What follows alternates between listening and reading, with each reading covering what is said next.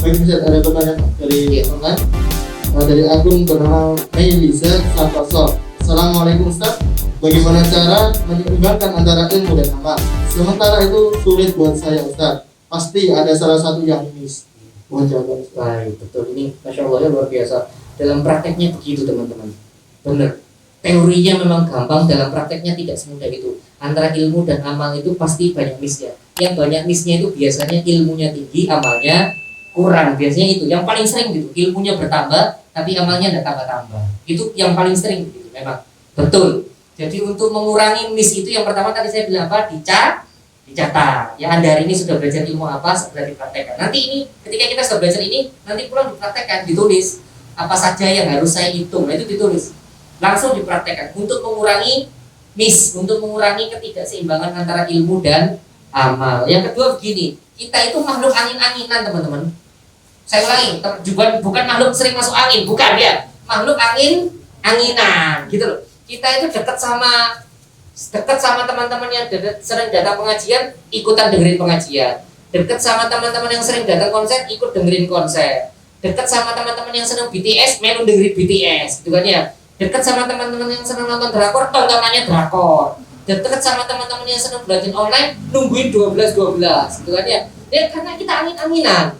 Dekat sama teman yang senangnya beli hijab, ya kan ikut beli hijab itu. Akhirnya yang di follow akun-akun hijab. Ya, saya tanya istri saya, kok sih harus di follow akun-akun hijab? Kok pakai belanja? Enggak kok. Melihat saja sudah sebuah kebahagiaan, gitu kan ya.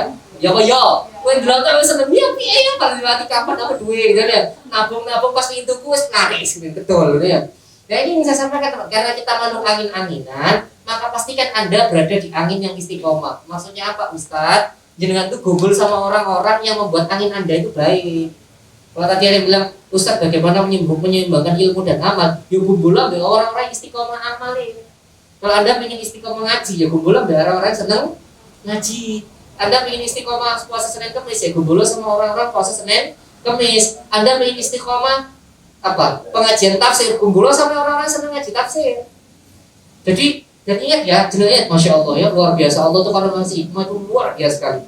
Kalau ngasih hikmah itu luar biasa sekali. Saya selalu ngomong, jangankan di akhirat, di dunia aja ada yang namanya jejak digital. Di dunia itu ada yang namanya jejak digital.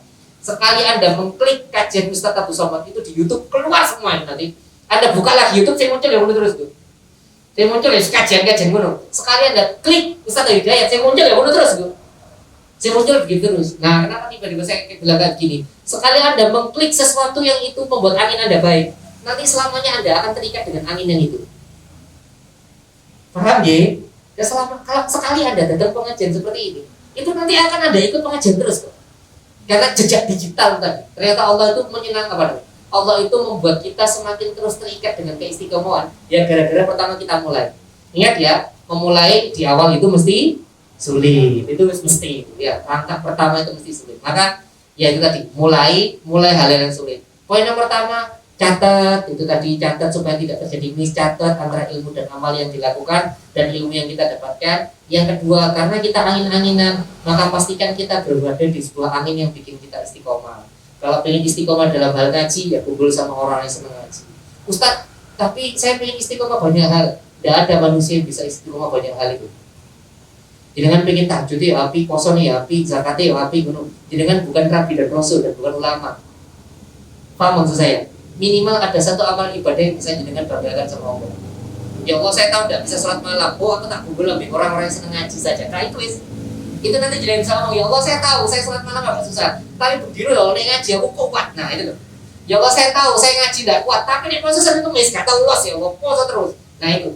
Ya Allah saya puasa Senin Kemis tidak pernah ya Allah. Tapi masalah sedekah kuat tapi nah itu.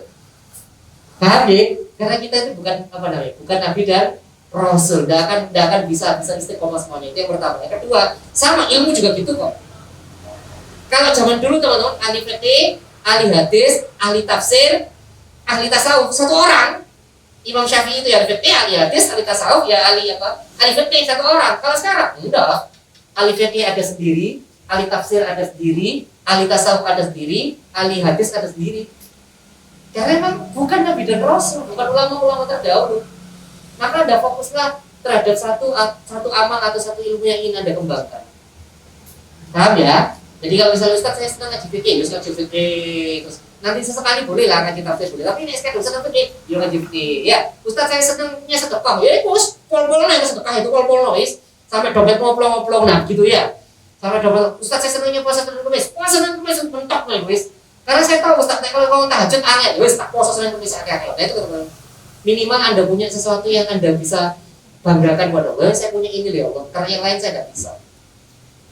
Dan itu untuk menyeimbangkan antara ilmu dan amal yang tidak seimbang. Monggo silakan dari